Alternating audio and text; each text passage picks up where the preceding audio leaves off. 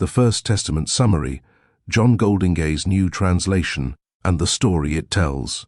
The First Testament summary is best understood as two things at once, a translation choice and a storytelling choice. It is John Goldingay's 2018 English rendering of the Hebrew Bible, but it is also a push to hear this library of ancient books as its own complete world, not as a warm-up act. Goldingay's title matters. First changes the emotional framing. It suggests priority, foundation, and continuity, not something outdated and replaced. That framing invites a different kind of reading, slower, more honest about rough edges, and more alert to the way the text thinks about power, law, family, land, and survival. At the story level, this is a national epic, told through many genres: origin myth, family saga, liberation narrative, war stories, court history, protest poetry, grief songs, moral arguments, and philosophical reflections. It is also a theological argument that refuses to stay tidy. The God at the center makes promises, judges betrayal, hears complaints, and keeps turning back toward repair. The story turns on whether a flawed people can live in covenant with Yahweh without being destroyed by their own power and fear. Key points. The First Testament is John Goldingay's modern English translation of the Hebrew Bible, designed to keep the text's strangeness and texture.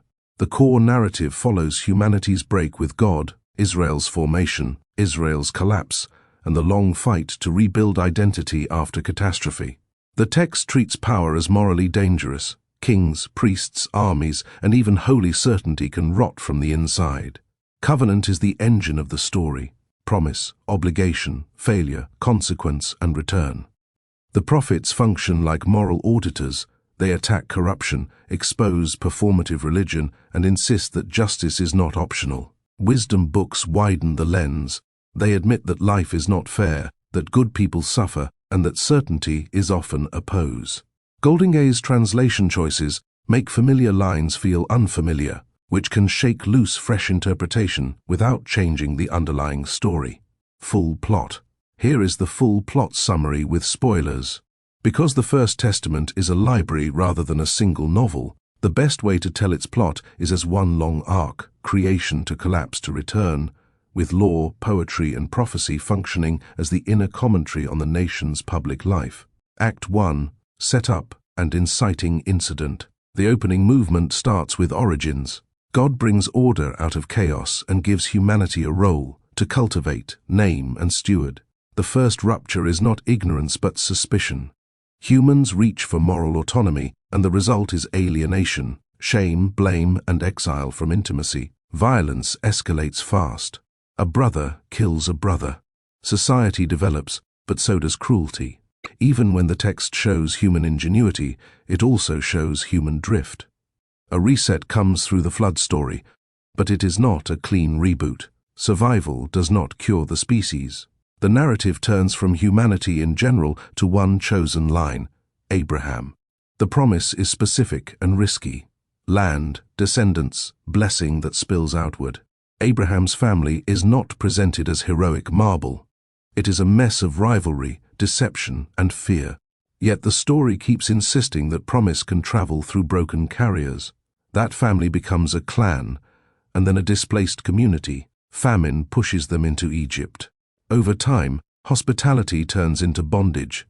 Israel becomes a labor force, and empire becomes a god. The inciting incident is the call of Moses and the divine decision to confront Pharaoh. Liberation is not only a political act, it is a theological showdown about who gets to name reality. The Exodus breaks the empire's hold, but freedom introduces a harder challenge: how to live without becoming the next Pharaoh.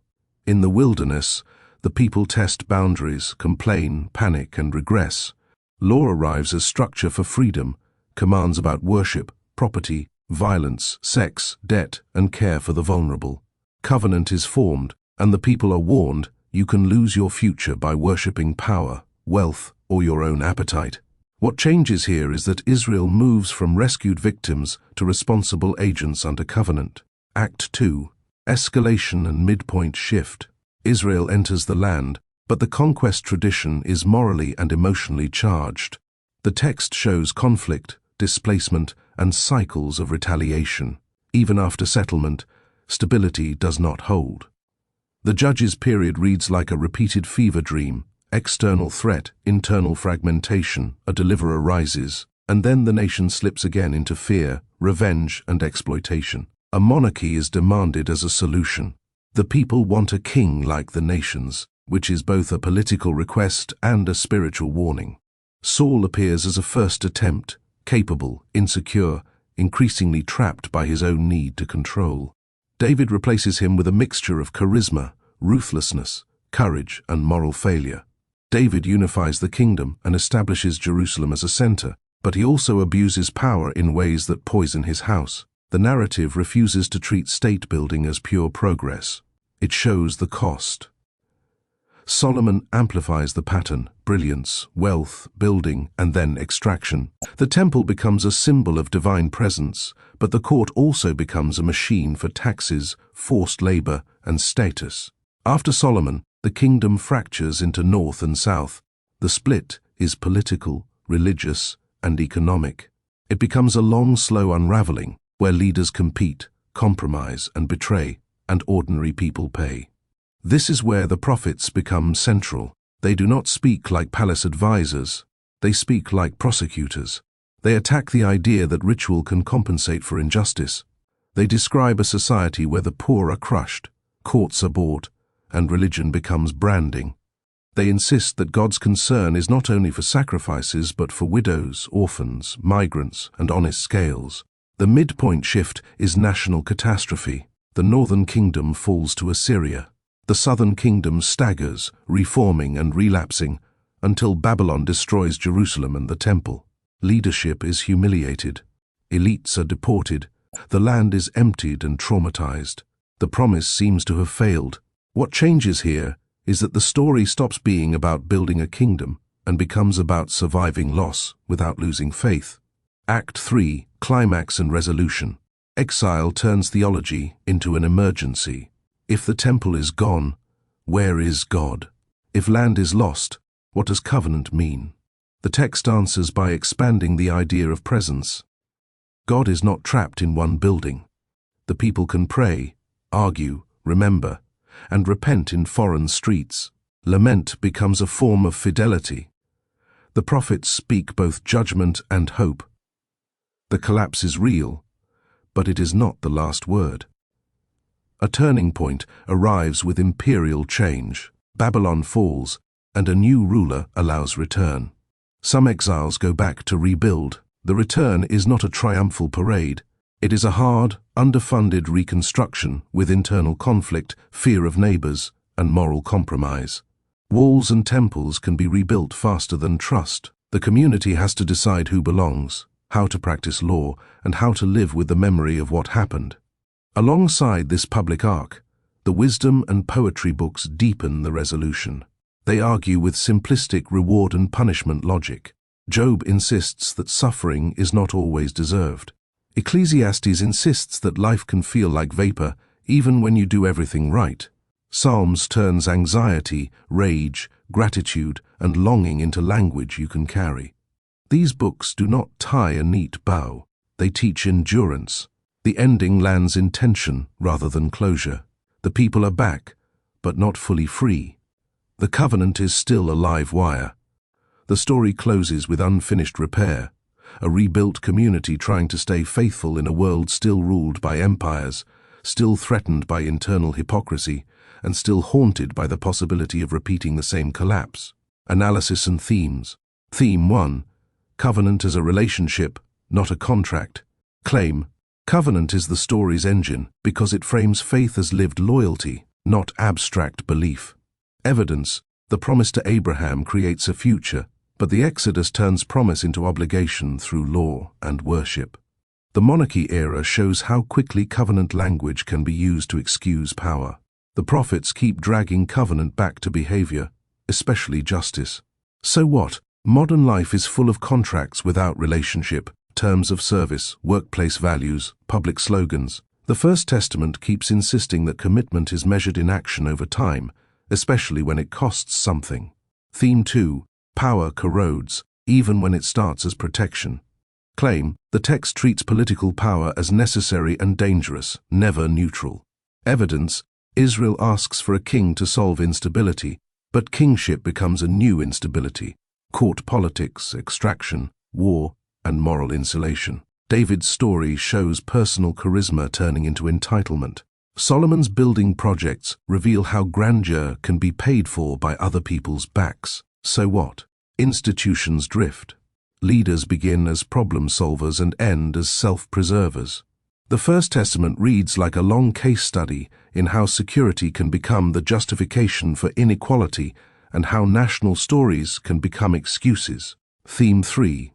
Justice is not a side quest, it is worship. Claim: the prophets argue that religion without justice is not incomplete, it is false. Evidence: prophetic critique targets courts, markets, and elite comfort, not private doubt. The repeated pattern is ritual plus exploitation. People keep the ceremonies while breaking the social fabric. Collapse is framed as consequence, not accident. So what? This is uncomfortable because it strips away performative morality. It also feels modern. Image management, virtue signaling, selective outrage, and systems that reward the well-connected. The text insists that ethics is structural, not cosmetic. Theme 4. Exile turns identity into memory, text, and practice. Claim: when land and institutions fail, identity survives through narrative, law, and shared ritual. Evidence: exile destroys the visible anchors, king, temple, borders. The response is not only grief but re-anchoring, story retold, law recentered, prayer and lament made portable. Return is framed as reconstruction of a people, not just buildings. So what? Displacement is one of the defining pressures of the modern world. War, climate, economics. The First Testament shows a hard truth: survival requires a portable core. Communities that rely only on territory or status symbols are fragile. Theme 5. Wisdom refuses simple moral math. Claim: the text contains internal debate that protects it from becoming propaganda. Evidence: Proverbs leans toward patterns and cause and effect, but Job and Ecclesiastes smash easy formulas. Psalms oscillates between praise and protest. The library holds contradiction without dissolving into cynicism. So what? People crave certainty, especially online. The wisdom tradition trains a different muscle, living with complexity without abandoning moral seriousness. It models doubt that is not betrayal and faith that is not denial. Theme 6. Language shapes what you think God is like. Claim: translation is interpretation, and interpretation shapes theology. Evidence: Goldingay's project foregrounds texture, names, wordplay, repetition, so the reader feels less like the text is domesticated. That shift can make familiar passages feel newly concrete, less abstract, and more ethically sharp. So what? Modern culture is run by phrasing. Labels decide what counts as freedom, what counts as safety, and who counts as us. The First Testament strangeness can be a feature, not a bug, because it disrupts autopilot reading. Character arcs. Protagonist: Israel. At the start, Israel's identity is inherited promise, family stories, and divine blessing. By the end, identity becomes chosen practice, memory, law, worship, and community discipline forged under pressure. The key forcing moments are slavery, which teaches dependence; wilderness, which tests trust; kingship, which tests power; and exile, which tests whether faith is portable. Secondary arc 1. The king. Kingship begins as a tool for stability and becomes a mirror for national temptation, to trade covenant ethics for results, then call it destiny. Secondary arc 2. The prophet. The prophet begins as an interrupter and becomes the conscience of the tradition, insisting that God's voice is not owned by the court or the temple. Craft and structure, what makes it work? This is not one story told once. It is a story told, argued, remixed, and sung across generations. That is why it feels alive. Narrative books show events, while poetry and prophecy show what those events do to the inner world.